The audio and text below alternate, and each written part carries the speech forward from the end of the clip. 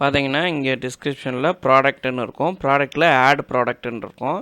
அதை கிளிக் பண்ணிங்கன்னா உங்களுக்கு இந்த விண்டோ வந்து உங்களுக்கு விசிபிள் ஆகும். ஓகே, இதுக்கு நம்ம இந்த ஆட் ப்ராடக்ட் வந்து க்ரியேட் பண்ணுறதுக்கு முன்னாடி நம்ம வந்து இந்த கேட்டகரி எல்லாம் நம்ம வந்து ஆட் பண்ணிக்கலாம். ஸோ கேட்டகரி எல்லாம் வந்து நீங்கள் க்ரியேட் பண்ணிக்கலாம். ஸோ இங்கேயே ப்ளஸ் பட்டன்ஸும் கொடுத்துருப்போம்.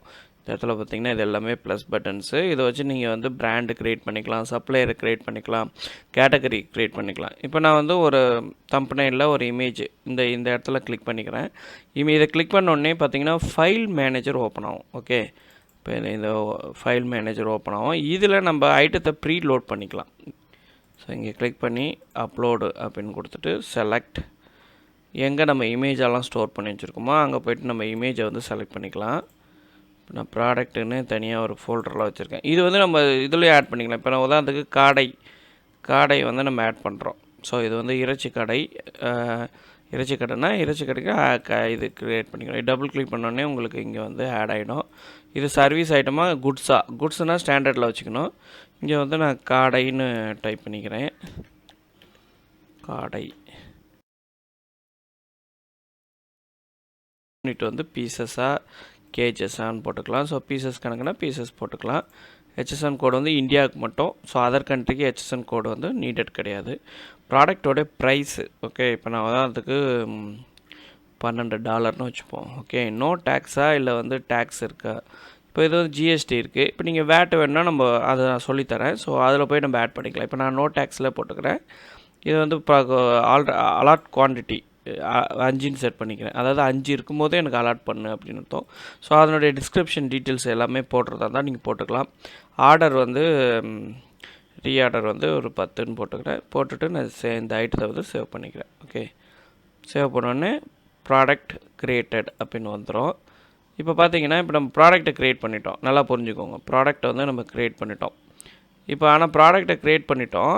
ஆனால் பார்த்தீங்கன்னா இப்போது ப்ராடக்ட் க்ரியேட் பண்ணிட்டோம். ஆனால் வந்து பார்த்திங்கன்னா பாயிண்ட் ஆஃப் செல் அது வியூ ஆகாது. ஏன் ஆகாதுன்றதை பார்க்கலாம். ஃபஸ்ட்டு நான் பாயிண்ட் ஆஃப் செல் வந்து நான் கிளிக் பண்ணிக்கிறேன். இப்போ பாயிண்ட் ஆஃப் செல்லை கிளிக் பண்ண உடனே உங்களுக்கு வந்து பார்த்திங்கன்னா அதனுடைய எதுவுமே வியூ ஆகாது.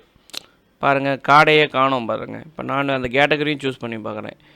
பார்த்தீங்கன்னா காடையே காணோம். காரணம் என்னென்னா ஸ்டாக். இப்போ இங்கே பார்த்தீங்கன்னா இங்கே மேலே பார்த்தீங்கன்னா தெரியும் ஸ்டாக் அலாட்டில் 1ன்னு காமிக்குது பார்த்தீங்களா? அப்போ என்னென்னா இதை கிளிக் பண்ணிக்கோங்க.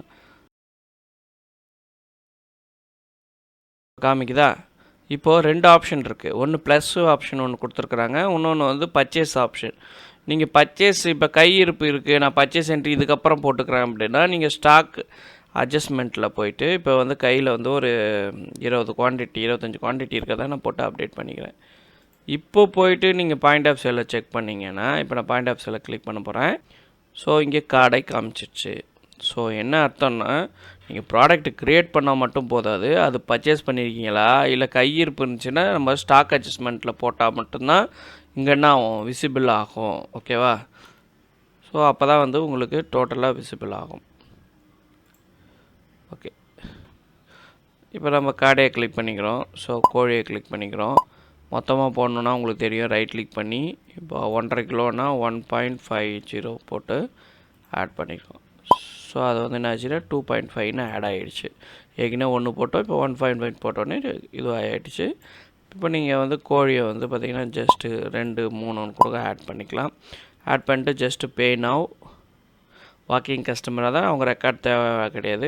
எதுவாக ரிசீவ் பண்ணுறீங்கன்னு செலக்ட் பண்ணிவிட்டு ஃபுல் பேமெண்ட்டு கொடுத்துட்டு ஓகே கொடுத்தீங்கன்னா உங்களுக்கு பில்லு ரெடி ஆகிடும். ஸோ இது வந்து டேப்லெட்டில் கூட நீங்கள் 2 இன்ச் பிரிண்ட் வந்து அசைன் பண்ணி நம்ம நார்மல் டேப்லெட்டில் கூட நம்ம பிரிண்ட் பண்ணிக்க முடியும். ஓகே, இப்போ இன்றைக்கி என்ன நடந்துச்சு அப்படின்னு பார்த்தீங்கன்னா 2 இன்வாய்ஸ் நம்ம ப்ராசஸ் பண்ணிக்கிறோம். ஒரு புது ப்ராடக்டை வந்து ஆட் பண்ணியிருக்கோம். நம்ம சப்ளையர் 3 சப்ளையர் தான் நம்ம ஆட் பண்ணியிருக்கோம். கஸ்டமர் 2 கஸ்டமர் தான் இருக்குது. இப்போ நம்ம நெக்ஸ்ட்டு வந்து கஸ்டமர் எப்படி ஆட் பண்ணுறதுன்னு பார்க்கலாம்.